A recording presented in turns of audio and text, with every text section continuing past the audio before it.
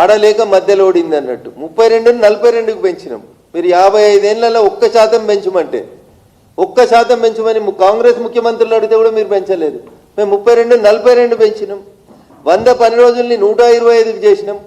మీరున్నప్పుడు 200 రూపాయలు కూడా ఇవ్వకపోదు ఉపాధి హామీ కూలి. ఇలా మేము 307 రూపాయలకు పెంచినాం. మేము నిర్మాణాత్మకంగా పనులు జరగాలని కోరుకుంటున్నాం. ఖర్చు పెట్టే ప్రతి పైసా పేదోడికి చేరాలని కోరుకుంటున్నాం. అంత్యోదయ లక్ష్యంగా పనిచేస్తున్నాం. సాక్షాత్తు మీ ప్రధానమంత్రి గారు ఆ రోజు దేశ ప్రధానిగా ఉన్నటువంటి కాంగ్రెస్ ప్రధాని రాజీవ్ గాంధీ గారు చెప్పారు, మేము ఢిల్లీకి వెళ్ళి రూపాయి పంపిస్తే గల్లీకి 15 పైసలే పోతున్నాయి, మధ్యలో 85 పైసలు జారిపోతున్నాయో అని చెప్పిండ్రు.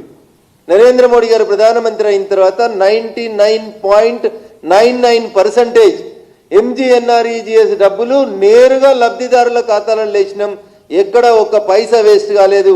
మీరు రూపాయి పంపితే 15 పైసలు ముట్టినాయి, మేము రూపాయి పంపితే రూపాయి అక్కడ ఉన్నటువంటి లబ్ధిదారులకు చేరే రీతి లోపల మా పనితీరు మెరుగుపడతా ఉంది. అందుకనే ప్రజలు మమ్మల్ని కంటిన్యూస్గా ఆశీర్వదిస్తూ ఉన్నారు. ఈ పథకంలో వచ్చిన మార్పుల్ని ప్రజలు స్వాగతిస్తారని, అర్థం చేసుకుంటారని మేము సవినయంగా వారికి అప్పీల్ చేస్తూ ఉన్నాం.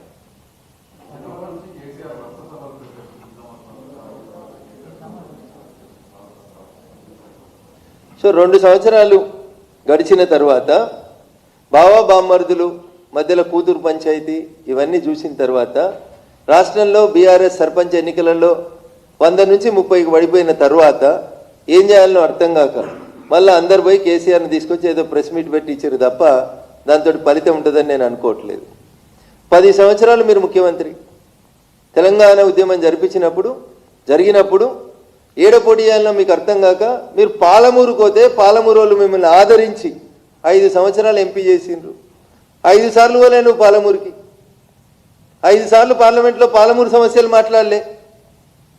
10 ఏళ్ళు ముఖ్యమంత్రిగా ఉన్నారు మీరు. 10 సంవత్సరాలు మీరే ముఖ్యమంత్రి, తెలంగాణ రాష్ట్రానికి తొలి ముఖ్యమంత్రి అని రాసుకుంటారు. 10 ఏళ్లలో పాలమూరుకి ఇచ్చిన పైసలు ఎన్ని, గజ్వేల్ సిద్దిపేట సిరిసిల్లకి ఇచ్చిన పైసలు ఎన్నో ఒక శ్వేతపత్రం ఇవ్వమన్నారు సభలు పెట్టే కంటే ముందు. పైసలు ఉన్నాయి, 1000 కోట్ల రూపాయలు ఉన్నాయి.